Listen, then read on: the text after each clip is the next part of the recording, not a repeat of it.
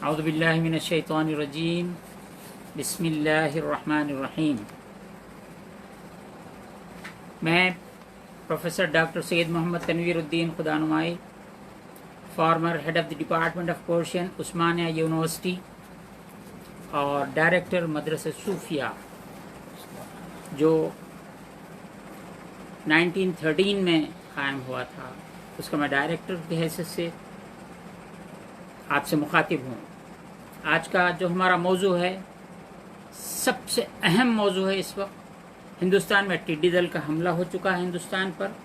कई रियासतें, एक कल की खबर है, महाराष्ट्र, उत्तर प्रदेश, पंजाब, राजस्थान, गुजरात, मध्य प्रदेश और हरियाणा मुतासिर हो चुके हैं। आज के अखबार के मुताबिक हमारे तेलंगाना के चीफ मिनिस्टर साहब भी मीटिंग्स कर रहे हैं और ये टिड्डी का हमला तेलंगाना पे भी हो चुका है। रात में कल आ चुका है। कर्नाटक में गुलबर्गा और बीदर पे भी हमले की इत्तलात आ रही हैं। मैं तनवीरुद्दीन इसी सिलसिले में बात कर रहा हूँ कि इसका क्या हल है। टिड्डी दल ये आज का नहीं है। 100 साल, 200 साल, 500 साल, 1000 साल, 2000 साल और उससे भी पुराना मूसा अलैहिस्सलाम के ज़माने में टिड्डी दल के हमले का कुरान मजीद में तज़किरा मौजूद है। ये अजाब की एक सूरत है। मैं आप तमाम हजरात के सामने एक जिम्मेदार स्कॉलर की हैसियत से, खादिम की हैसियत से, तालिब इल्म की हैसियत से, आलिम की हैसियत से, सूफ़ी की हैसियत से आपसे मुखातिब हूँ और ख़ुसूसन मेरी आवाज़ मैं हुकूमतों तक पहुँचाना चाहता हूँ। तेलंगाना के चीफ मिनिस्टर साहब तक मैं ये बात पहुँचाना चाहता हूँ और पुलिस, इंटेलिजेंस और जितने एजेंसियाँ हैं जो फेसबुक को देखती हैं, व्हाट्सएप को देखती हैं और जितने इस तरह के डिपार्टमेंट्स हैं, मैं उनसे दरख्वास्त करूंगा कि मेरी बात को चीफ मिनिस्टर साहब KCR साहब से तक पहुंचाएं और प्राइम मिनिस्टर साहब तक भी पहुंचाएं और यहाँ के जो जिम्मेदारान हैं उन तक भी पहुंचाएं।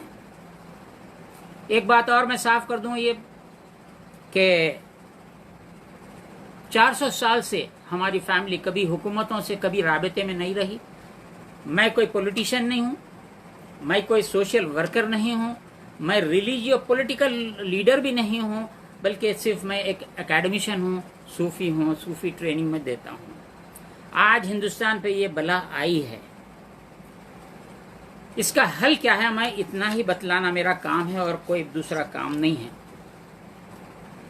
सबसे पहले ये टिड्डी एक अजाब है, इसको दुनिया की कोई ताकत नहीं रोक सकती।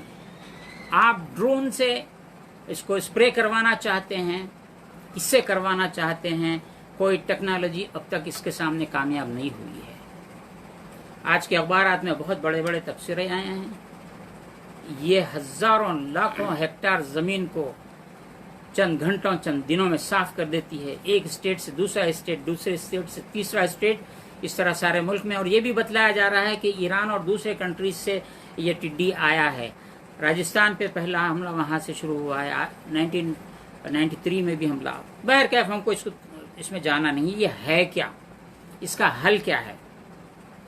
कुरान मजीद में आया है, मूसा अलैहिस्सलाम के ज़माने का तज़किरा है, फ़अरसलना अलैहिम तूफ़ाना वल जरादा वल क़ुम्मला वज़्ज़फ़ादिया वद्दम आयाति मुफ़स्सलात फ़स्तकबरू व कानू क़ौमन मुजरिमीन। ये सूरह आराफ की आयत 137 है, पारा 9 है।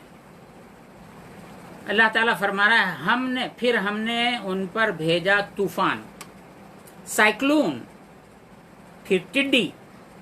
आप अपने सीक्वेंस को यहाँ पे गौर से सुन लीजिए कि बंगाल में साइक्लोन आया है, अभी संभला भी नहीं है वहां से। अब टिड्डी आ गया है।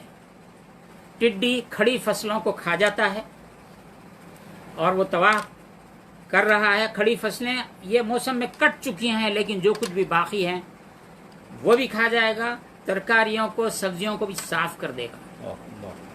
ये दूसरा स्टेज है। कुरान मजीद तीसरा स्टेज फरमा रहा है। तीसरा स्टेज क्या है? जब ये फसलों को तबाह टिड्डी कर देगा तो तीसरा अजाब आएगा, जो स्टोर है आपके पास, स्टॉक है आपके पास। फूड कॉर्पोरेशन ऑफ इंडिया जो कह रहा है हमारे पास 7 साल का अनाज है, 8 साल का अनाज है, हम खिला सकते हैं, हमको परवाह नहीं है। कोरोना से मुतासिर जो चल रहे थे बोल रहे थे हमारे पास बहुत अनाज है। कुरान फरमा रहा है वल क़ुम्मल, اللہ اللہ یہ جون اس کو کہا جاتا ہے، اور اس کو وہ کیڑا ہے جو اناج کو کھاتا ہے، اللہ جو اسٹاک اناج ہے اس کو یہ کھا جاتا ہے، تھرڈ اسٹیج ہے۔ اللہ مینڈک کا عذاب، خون کا عذاب، یہ موسیٰ علیہ السلام کی قوم پہ یہ آیا تھا۔ تو یہ تین باتیں ہیں۔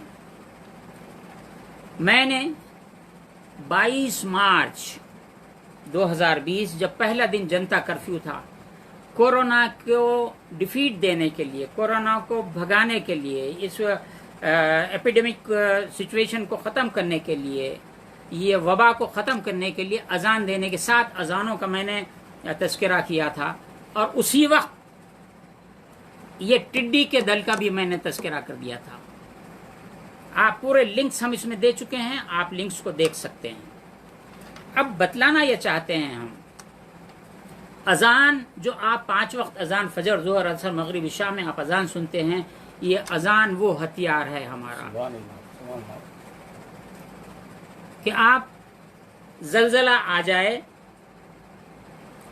نیند میں سے اٹھ کے اذان شروع کر دیجیے۔ آپ سبحان اللہ وضو پہ سوچنے کی ضرورت نہیں ہے، زلزلہ ایک آدمی بھی اگر تو رک جائے گا۔ سبحان اللہ بحمدہ سیلاب، سائیکلون آ جائے، سائیکلون ٹل جائے گا۔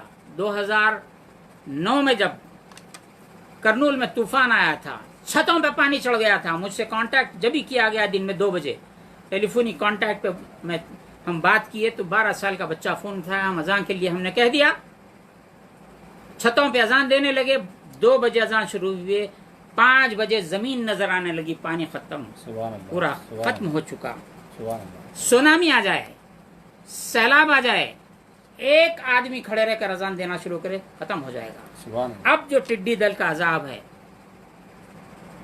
آپ کوئی ایک آدمی، 2 آدمی، 5 آدمی، 10 آدمی، کھیت کا مالک ہو نہ ہو، راستہ چلنے والا ہو، اذان دینا شروع کرے، ٹڈی ختم ہو جائے گا۔ سبحان